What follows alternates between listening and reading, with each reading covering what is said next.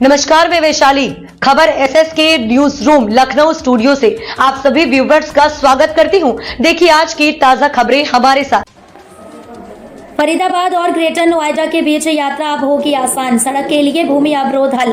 Faridabad greater Noida connectivity में होगा बड़ा सुधार, भूमि अवरोध हटने से जल्द होगी यात्रा आसान।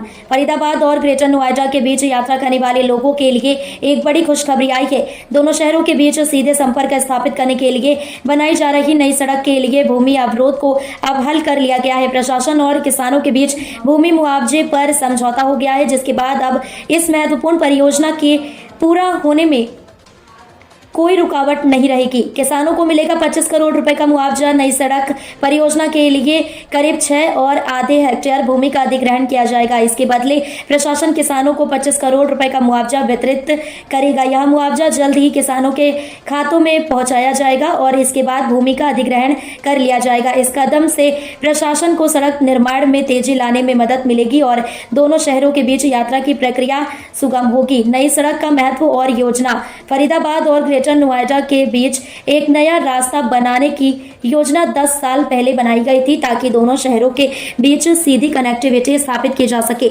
इस योजना में यमुना नदी पर एक नया पुल बनने की बात की गई थी। हालांकि इस परियोजना का काम 2014 में शुरू हुआ था।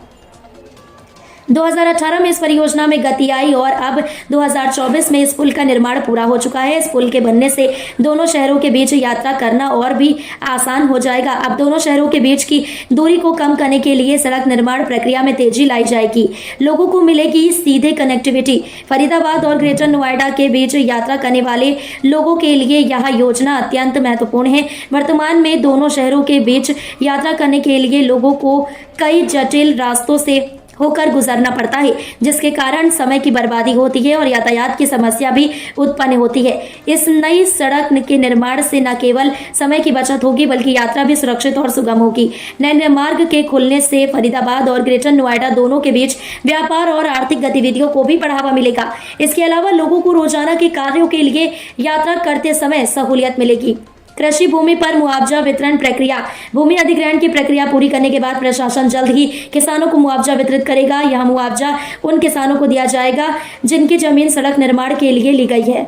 भविष्य में होगा और विकास। यह परियोजना केवल भूमि अवरोधक के समाधान से ही नहीं, बल्कि भविष्य में दोनों शहरों के बीच अन्य बुनियादी सुविधाओं के विस्तार का भी संकेत देती है। जैसे जैसे विकास की गति बढ़ेगी, दोनों शहरों में इंफ्रास्ट्रक्चर को और भी मजबूत किया जाएगा।